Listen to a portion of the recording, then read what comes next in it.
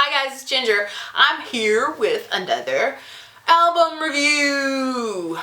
This time I have Alabama, Southern Drawl. Now this is their first album in 14 years. I think their first new music in 14 years. A little bit of backstory is that Alabama, personally with me, it reminds me a whole lot of my childhood. They were it back in the 80s and 90s when I was growing up. I mean, in the 80s particularly, because I think their first album came out like 78, 79, and they started to hit around 79, 80, and they were the biggest country act in the world for the longest time. So I have a lot of fond memories of their music, and everybody was always really excited when it was time for them to release another single and things like that. Now, up to this point, all I've ever listened to really has been their greatest hits. I own two of their greatest hits compilations, the best of type things, and really enjoy it. So I've never listened to one of their older regular albums completely. I only know their singles. So I have nothing to compare it to except my own taste, which is how all these reviews are. This is a little bit of a hit and miss for me. There are several songs on here that I really like, but there are several songs that just don't either just lay flat for me or don't seem like they fit in the Alabama catalog, I guess. And I understand you want to be relevant and songwriters change through the years and things like that, but let's start with the first song on the album, which is the title track, Southern Drawl. This, let me look and see. Let me open up the little liner notes and see who wrote this bad boy. Well, Randy Owen, Ronnie Rogers, Damon Carroll, and Chip Davis all wrote Southern Drawl. This is a very catchy, I would think, radio-friendly song. I think it would be something that can easily be chanted, you know, sung, chanted, things like that during a concert. But to me, that particular song seems more like Trace Adkins, Blake Shelton type of sound. Doesn't really feel much like Alabama to me.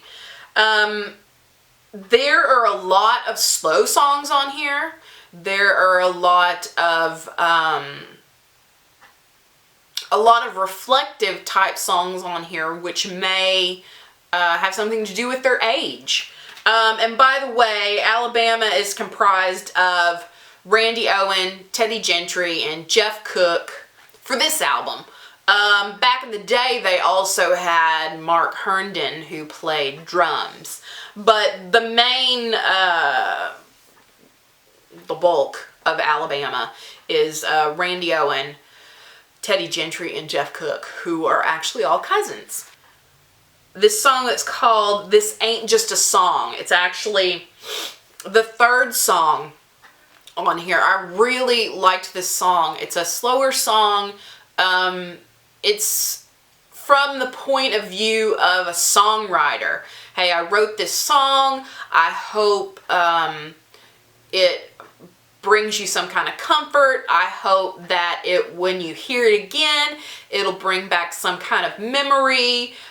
This is how talking about the songwriter, this is how I gain immortality and things like that. So I really liked that song. And then there was also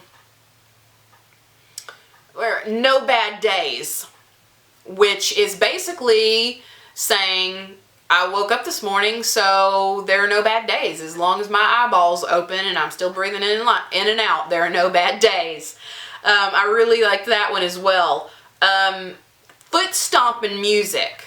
The song Foot Stompin' Music is a little more in the vein that most people who know Alabama would be used to. With that up-tempo, lots of fiddle, breaking it down in the middle, you know, with some foot stomping stuff in it. There is another one called American Farmer that I liked. It could almost be an advertisement for the FFA and the 4-H clubs. Because it even talks about FFA and 4-H in the chorus, basically. So, it's a little bit of hit and miss for me. Like, there's one on here called Hillbilly Wins the Lotto Money. No. Another one that is very much like, you know, more along the lines of a Trace Atkins or a Blake Shelton or something like that. Doesn't really feel like Alabama. So, pick this up if you're a fan. You'll enjoy it if you're a fan. But there are some songs on here that are worth checking out. So, don't forget to give this a thumbs up if you enjoy these music reviews. Don't forget to subscribe if you haven't already so that you can come back and sit for a spell. And next week, I will be reviewing the new Carrie Underwood album, which I think is called Storyteller. So I'm looking forward to listening to that. It is actually sitting on the seat of my car waiting for me to listen to it, because that's how I listen to these. I listen to them in the car so I can absorb it. I know, you're like, how can you absorb something and drive down the road at the same time? I just can. That's the way that I like to listen to it. So, and I have a lot more that I'm going to be reviewing coming up. Not only do we have the Carrie Underwood, but I'm going to be doing the new Harry Connick Jr., the new Don Henley, the new Winery Dogs, which, by the way, I loved their first album, so I'm looking forward to listening to that. The new album that has been put out, it's the Elvis Presley album with the Royal Philharmonic Orchestra, so I'm looking forward to that one. And then also Darling Love as well. But next week will be Carrie Underwood. So again, don't forget to subscribe if you haven't already so that you can come back and sit for a spell, and I'll see you guys in the next video. Bye.